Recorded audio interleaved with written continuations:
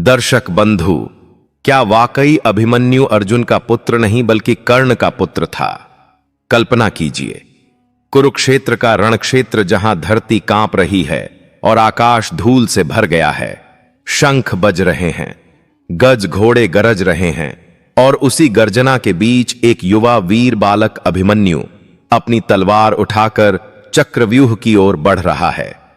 उसकी आंखों में आग है, उसका चेहरा तेजस्वी है और उसके भीतर बह रही है एक ऐसी विरासत जो युगों तक छिपाई गई। हां मित्रों, आज हम जिस रहस्य पर से पर्दा उठाने जा रहे हैं वह यह है कि अभिमन्यु अर्जुन का नहीं बल्कि कर्ण का पुत्र था। क्या यह सुनकर आपकी आत्मा कांप उठी? क्या यह संभव है कि वह बालक जिसने अकेले चक्रव्यूह को तोड़ने का साहस किया वह अर्जुन नहीं बल्कि कर्ण के रक्त से जन्मा था? तो प्रिय दर्शकों, क्या आप मानते हैं कि अभिमन्यु वास्तव में कर्ण का पुत्र था? क्या आपको लगता है कि धर्म और रक्त के इस संघर्ष ने महाभारत को एक और रहस्यमयी मोड़ दिया? क्या आपने कभी महसूस किया है कि जिस अभिमन्यु ने अपनी छोटी सी उम्र में चक्रव्यूह तोड़ दिया था, वो साहस केवल अर्जुन के पुत्र में हो सकता है या कहीं वो शक्ति सूर्य पुत्र कर्ण से मिली हुई थी? सोचिए, अगर आज आपको पता चले कि अभिमन्यु अर्जुन का नहीं बल्कि कर्ण का पुत्र था, तो क्या आपकी पूरी महाभारत की समझ हिल नहीं जाएगी? और यही वह रहस्य है जिसे आज हम उजागर करने जा रहे हैं। एक ऐसा रहस्य जो न केवल धर्म को चुनौती देता है बल्कि संबंधों की जड़ों को हिला देता है। तो चलिए, आपका कीमती समय नष्ट ना करते हुए कथा को आरंभ करते हैं। लेकिन आगे बढ़ने से पहले आपसे हाथ जोड़कर सच्चे हृदय से निवेदन है, थोड़ा ठहरिए और आत्मा से यह बात सुनिए। गरुड़ पुराण और भागवत गीता में कहा गया है, जो व्यक्ति धर्म ज्ञान या कथा को अधूरी छोड़ देता है वह अनजाने में पाप का भागी बनता है, क्योंकि अधूरी कथा विष के समान होता है जो यज्ञ को अपूर्ण बना देती है और पुण्य की जगह पाप में बदल जाती है। इसलिए आपसे हाथ जोड़कर निवेदन है, कृपया इस वीडियो को अंत तक अवश्य देखें। वीडियो को पसंद करें और हमारे चैनल को सब्सक्राइब करना ना भूलें। साथ ही नीचे कमेंट में पूरी श्रद्धा और भक्ति के साथ लिखिए, जय श्री कृष्ण, जय महाकाल। क्योंकि जिस स्थान पर भगवान का नाम लिया जाता है वहीं से सौभाग्य, शांति और धर्म की यात्रा प्रारंभ होती है। तो आइए अब आरंभ करते हैं और समझते हैं। एक कथा के माध्यम से एक समय की बात है। माता पार्वती हिमालय की गोद से धरती लोक की ओर भ्रमण कर रही थी। वह वन वन घूम रही थी, कभी खेतों में जाती, कभी मंदिरों में। वह स्त्रियों की भक्ति देख रही थी, उनका श्रृंगार देख रही थी, उनके व्रत देख रही थी। लेकिन तभी उनकी दृष्टि एक ऐसे दृश्य पर पड़ी जिसे देखकर उनका मन कांप उठा। उनके हृदय में शोक जाग गया और उनके नेत्रों में क्रोध भर आया। उनके सामने एक स्त्री, एक विवाहित स्त्री, एक ऐसे पुरुष के साथ जंगल में थी जो उसका पति नहीं था। वह दोनों एकांत में थे। उनके हाव भाव और गतिविधियां एक पवित्र स्त्री के योग्य नहीं थी। माता पार्वती यह देखकर अचंभित रह गईं। उन्होंने सोचा, यह स्त्री तो विवाहिता है, इसकी मांग में सिंदूर है, हाथों में चूड़ियां हैं, फिर भी यह ऐसा घिनौना कार्य कर रही है। क्यों? क्या यह स्त्री अपने पति के साथ छल नहीं कर रही? क्या यह स्त्री उन व्रतों को अपवित्र नहीं कर रही जो वह करवा चौथ और सोमवार को रखती है? माता पार्वती का मन विचलित हो उठा। उन्होंने सोचा, हे विधाता, यह कौन सा न्याय है? औरतें जो पति की लंबी उम्र के लिए उपवास करती हैं, वही स्त्रियां किसी पराये पुरुष से संबंध क्यों बनाती हैं? क्या यह केवल स्त्री की कमजोरी है या इसके पीछे कोई बड़ा कारण है? क्या इसका उत्तर केवल ब्रह्मा, विष्णु और महेश ही जानते हैं? वहीं से माता पार्वती कैलाश लौट आईं। उनका मुख गंभीर था, मन व्याकुल था और दृष्टि चिंतन में डूबी हुई थी। भगवान शिव ने उन्हें देखा और कहा, हे देवी, आज तुम बहुत चुप और चिंतित हो। बताओ, क्या बात है? तुम्हारी यह दशा क्यों है? तब माता पार्वती बोली, हे नाथ, आज मैंने धरती पर एक ऐसा दृश्य देखा है जिसने मेरे समस्त विश्वास को हिला दिया है। क्या मैं आपसे एक प्रश्न कर सकती हूं? भगवान शिव ने कहा, हे पार्वती, तुम मुझसे कुछ भी पूछ सकती हो।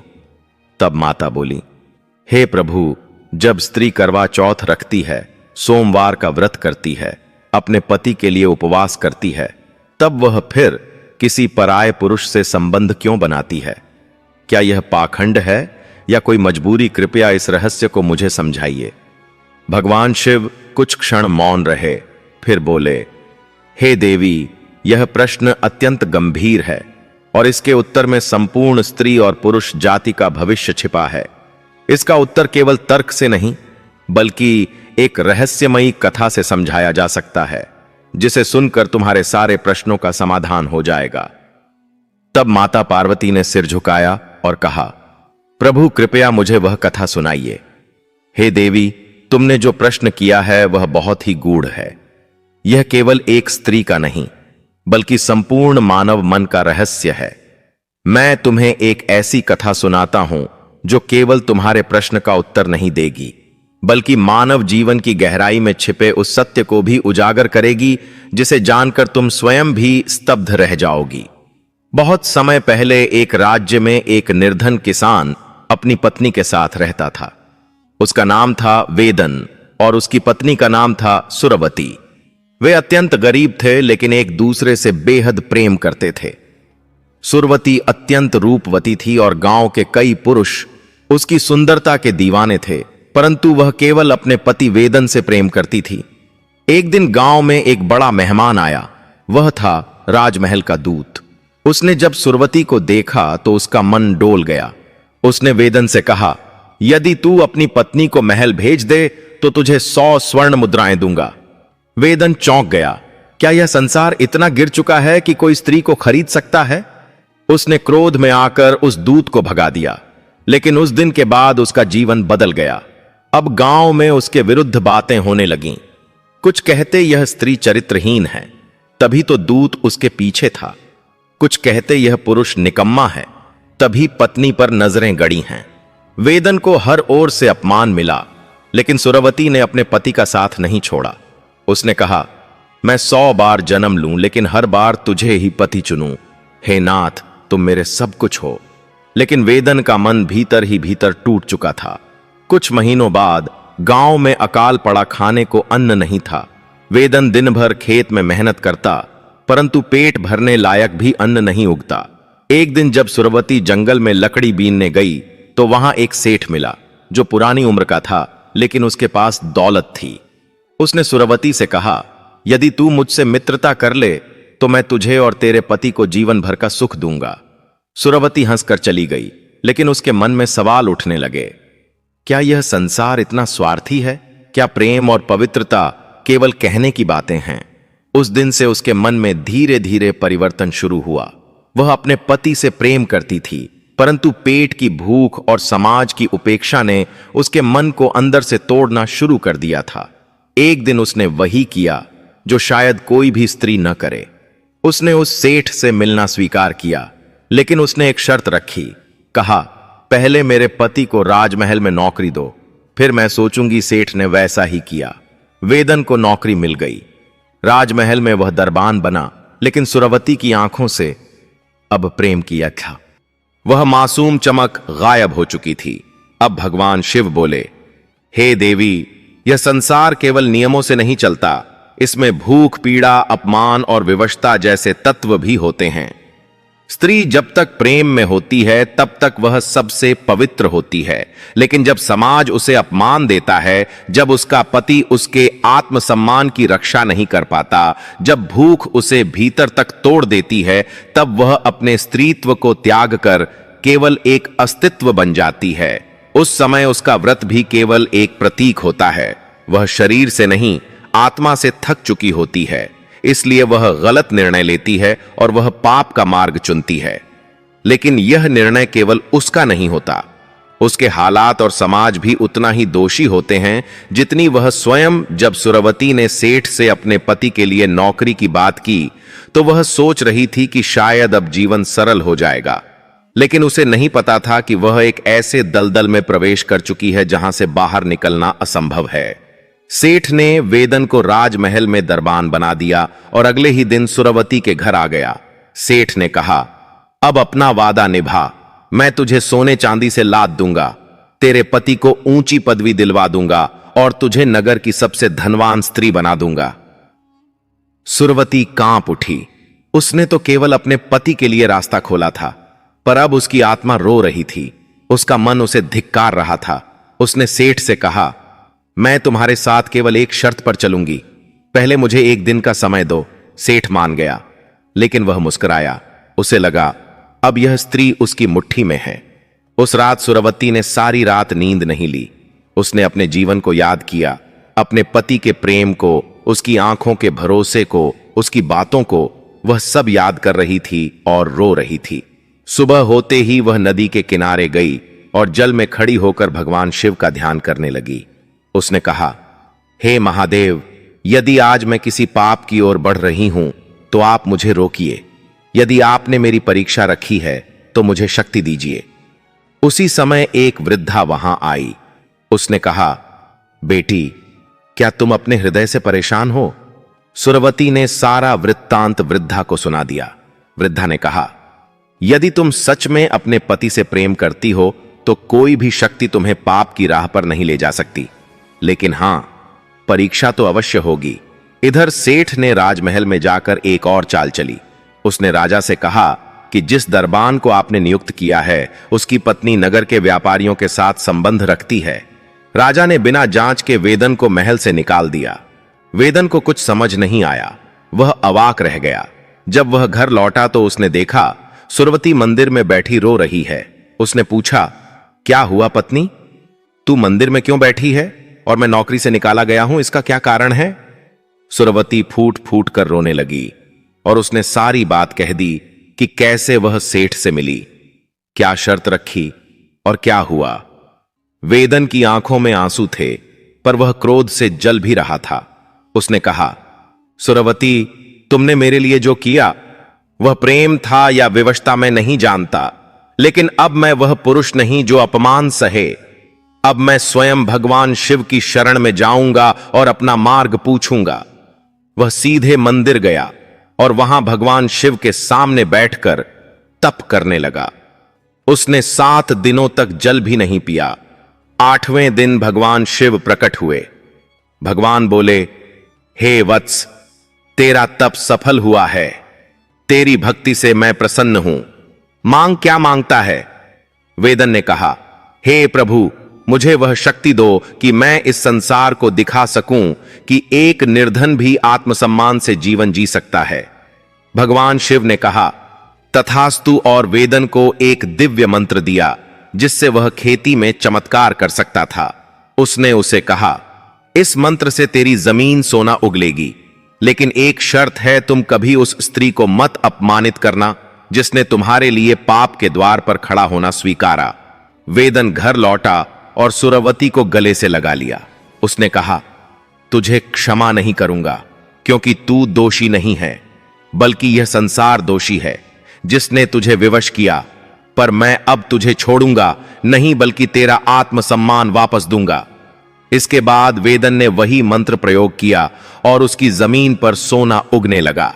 राजा को जब यह बात पता चली तो वह स्वयं वेदन के घर आया और माफी मांगी और पुनः नौकरी दी।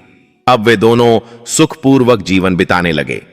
लेकिन हर साल करवा चौथ और व्रत के दिन वेदन सुरवती से कहते कि आज का उपवास केवल मेरी लंबी उम्र के लिए नहीं, बल्कि तुम्हारे उस आत्मबल के लिए भी है जिसने पाप को त्यागा और धर्म को चुना। राजा ने वेदन को फिर से महल में पद दे दिया। अब वह नगर का मुख्य दरबान बन गया। उसके खेतों में सोना उपजने लगा और धीरे धीरे वह नगर का सबसे संपन्न व्यक्ति बन गया। लेकिन यही संपन्नता लोगों की आंख में चुभने लगी। उन्होंने कहना शुरू किया कि यह तो वही स्त्री है जिसने सेठ से सौदा किया था, और यह वही पुरुष है जो अपनी पत्नी के सौंदर्य से लाभ उठा रहा है। लोगों ने मंदिरों में सुरवती को अपवित्र कहा। स्त्रियों ने उसे अपने साथ पूजा में बिठाना बंद कर दिया और पुरुषों ने वेदन का सम्मान छीनना शुरू कर दिया। अब हर ओर व्यंग्य ताने और कुशब्दों की वर्षा होने लगी। एक दिन सुरवती मंदिर में आरती कर रही थी। तभी 2 वृद्ध स्त्रियां आईं और उसे धक्का देकर बोलीं, तू अपवित्र है, मंदिर से बाहर निकल, यह स्थान पवित्र है, पापिनों के लिए नहीं। सुरवती का चेहरा पीला पड़ गया। उसने कुछ नहीं कहा, केवल हाथ जोड़कर शिवलिंग के सामने बैठ गई और बोली, हे भोलेनाथ, यदि मैं दोषी हूं तो मुझे दंड दो, पर यदि मैंने केवल प्रेम और विवशता के कारण पाप की देहली पर कदम रखा तो क्या मेरा पूरा जीवन दागदार रहेगा। उस रात भगवान शिव माता पार्वती को यह दृश्य दिखाते हैं और माता पार्वती कहती हैं, हे नाथ, अब मैं चाहती हूं कि आप फिर से उनकी सहायता करें। भगवान शिव बोले, हे देवी, इस बार उन्हें स्वयं समाज को बदलकर दिखाना होगा। यदि मैं हर बार हस्तक्षेप करता रहूं तो मनुष्य अपने कर्म की शक्ति को कभी नहीं पहचान पाएगा। अब यह युद्ध धर्म और अधर्म के बीच नहीं, बल्कि सम्मान और बदनामी के बीच है। यह युद्ध भीतर लड़ा जाएगा, बाहर नहीं। उस रात जब वेदन घर आया तो उसने देखा सुरवती दीपक के सामने बैठी तप कर रही है। उसकी आंखों में आंसू हैं, लेकिन चेहरा शांत है। वेदन ने पूछा, प्रिय, अब क्या होगा? क्या हम फिर अपमान झेलेंगे? सुरवती बोली, नहीं नाथ, अब हम समाज के सामने झुकेंगे नहीं। अब समय है उन्हें बताने का कि चरित्र वह नहीं जो समाज कहे, बल्कि वह है जो आत्मा जाने। मैं व्रत करूंगी पूरे नगर के सामने, और इस बार मेरा व्रत केवल आपके लिए नहीं होगा। यह व्रत उन सभी स्त्रियों के लिए होगा जो विवश होती हैं लेकिन पवित्र रहती हैं। सोमवार का दिन आया। नगर की सभी स्त्रियां सज धज कर मंदिर में एकत्र हुईं, लेकिन किसी ने सुरवती को बुलाया तक नहीं। फिर भी वह आई, सिर पर लाल चुनरी ओढ़े, हाथ में दीपक लिए सीधे शिव मंदिर गई और वहां बैठकर बोली, हे महादेव, मैं व्रत रखती हूं, केवल अपने पति की लंबी उम्र के लिए नहीं, बल्कि उन शब्दों के विरुद्ध भी जो मुझे अपवित्र कहते हैं। हे भोलेनाथ, यदि मेरी आत्मा शुद्ध है तो आज कुछ ऐसा हो जिससे समाज की आंखें खुल जाएं। जैसे ही सुरवती ने यह कहा, मंदिर का शिवलिंग स्वयं से स्पंदित हो उठा। एक दिव्य प्रकाश वहां फैला और मंदिर के बाहर खड़े सारे नगरवासी उसे देख चकित रह गए। फिर आकाश से एक दिव्य वाणी गूंजी, जो स्त्री प्रेम में पवित्र हो उसकी परीक्षा कोई नहीं ले सकता। जो विवशता में डगमगाए लेकिन धर्म की ओर लौट आए, वह पुनः शुद्ध कहलाती है। लोगों के पांव थम गए, उनकी आंखें नम हो गईं। जो स्त्रियां सुरवती को पापिनी कहती थीं, वे दौड़कर उसके चरणों में गिर पड़ीं। राजमहल में यह खबर बिजली की तरह पहुंची। राजा स्वयं मंदिर आया और बोला, आज से नगर में कोई किसी स्त्री के चरित्र पर बिना प्रमाण के आरोप नहीं लगाएगा। जो ऐसा करेगा उसे अपराधी माना जाएगा। राजा ने नगर में घोषणा करवाई कि सुरवती अब नगर की कुल देवी के समान मानी जाएगी, उसके आत्मबल की पूजा की जाएगी। भगवान शिव बोले, हे देवी, क्या अब तुम्हारा संशय दूर हुआ? माता पार्वती ने हाथ जोड़कर कहा, हे महादेव, आपने जो धर्म का पाठ सुनाया वह केवल मुझे ही नहीं, संपूर्ण स्त्री जाति को जीवन का मार्ग दिखाएगा। अब मैं जान गई हूं कि केवल व्रत और श्रृंगार से स्त्री पूजनीय नहीं होती। जब वह समाज से लड़कर आत्मसम्मान से खड़ी होती है, तब वह देवी बनती है। भगवान शिव बोले, हे देवी, यह वही स्त्री थी जिसके बारे में तुमने पूछा था। विवाहिता होकर भी वह पराये पुरुष से मिलने को तैयार हुई, परंतु उसने धर्म की ओर वापसी भी की। इसलिए किसी स्त्री के कर्मों को उसके हालात के बिना मत आंकना माता। पार्वती बोली, हे नाथ, आपने मेरे संदेहों को हर लिया। अब मैं समझ पाई कि स्त्रियां जब व्रत करती हैं तो वह केवल शरीर से नहीं, मन से करती हैं, और जब वह पाप की ओर बढ़ती हैं तो उसकी भी एक पीड़ा होती है जिसे समाज कभी नहीं समझता। दर्शक बंधु, यह कथा केवल एक स्त्री की नहीं, यह पूरे समाज की सोच का दर्पण है। इसलिए जब अगली बार किसी को पाप करते देखो तो यह मत सोचो कि वह पापी है, पहले यह सोचो कि वह किन हालातों से गुजरा होगा। मित्रों, यह कथा केवल वेदन और सुरवती की नहीं है, यह हर उस स्त्री की कहानी है जो अपमान सहती है पर चुप रहती है, जो समाज की उंगलियों से डरती है लेकिन भीतर से देवी होती है।